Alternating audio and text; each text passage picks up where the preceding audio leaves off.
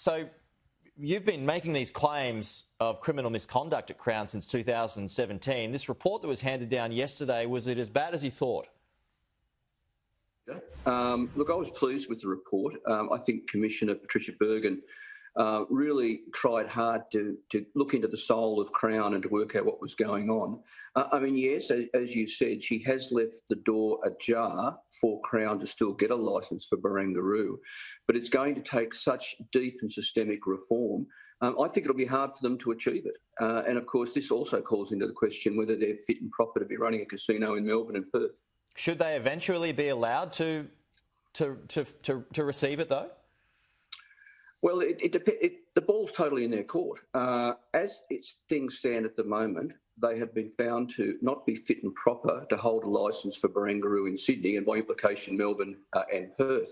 Now, if they can bring about the deep reform that's required, well then, yes, of course, they could apply and be successful for a licence.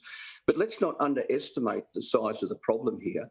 I mean, Commissioner Bergin has made it very clear that it's an arrogant company with problems right from the top. I mean, realistically, the board needs to be cleaned out, senior management needs to be cleaned out, James Packer needs to either sell out or there needs to be a firewall put between him and the company.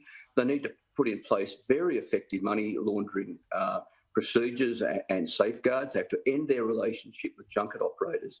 I mean, the company is deeply not up to the job. It will be a huge job for them to get that licence. So what happens in Melbourne and Perth now? Can regulators sit back and watch all of this unfold? Well, let's not forget that the misconduct that Commissioner Bergin explored was all going on in China and at Crown Melbourne. So, you know, I'm looking to Dan Andrews in Victoria now. He likes to say he accepts responsibility. Well, he needs to accept responsibility for the mess that is Crown Melbourne. In Melbourne and in Perth, in both those jurisdictions, they really need to launch independent commissions of inquiry, not unlike Commissioner Bergin's in Sydney. And they need to find out what's going on in those two casinos, because at the moment there's a very strong prima facie case that they're not fit and proper to operate a casino anywhere in the country. And of course, that makes it a national problem. And I remind you, Peter, that I have called in the federal parliament repeatedly for a national royal commission into the casino industry. Both times it's been voted down by the government and the Labor opposition.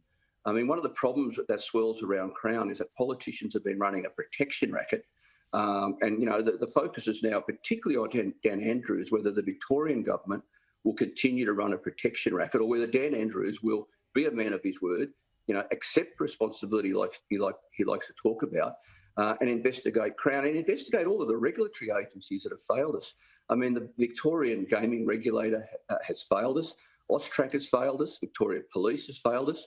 For instance, I made the first reference to the Vic poll in 2017, and they still have not done an effective inquiry into Crown. What's Star Casino's role in this, if at all? Well, they're of course unrelated to Crown. No, I know they're unrelated, but should they be looked into as well? Just because it's part of you know the gambling empire. Yeah, look, it's a fair question, Peter, and that really goes to why I have called twice now in the federal parliament for a national inquiry into the casino industry generally. I mean, we know from evidence from right around the world that casinos attract trouble. And they're one of the most effective places to launder big money. I mean, you've only got to walk in, as we saw with the evidence at the New South Wales inquiry, you've only got to walk in with an Aldi freezer bag with a couple of $1 million of cash, walk up to the cashier, change them for gambling chips, maybe gamble for 10 minutes, not gamble at all, walk back to the cashier and say, look, I want to go home now. And they will cash in the chips, transfer that value of that money to your bank account, and you've washed $2 million in 20 minutes. I mean, these places attract trouble. They should only be allowed to operate in Australia if they are operating to the highest standards and if our regulatory agencies like Austrac and AFP, VicPol and the VCGLR and everyone else, if they are really up to the job. And as I said a moment ago, one of the downsides of this whole Crown fiasco is to learn about the failure of our regulatory agencies. Okay, Andrew Wilkie, we'll have to leave it there. Appreciate your time, though. Thanks for joining us. We'll talk to you soon.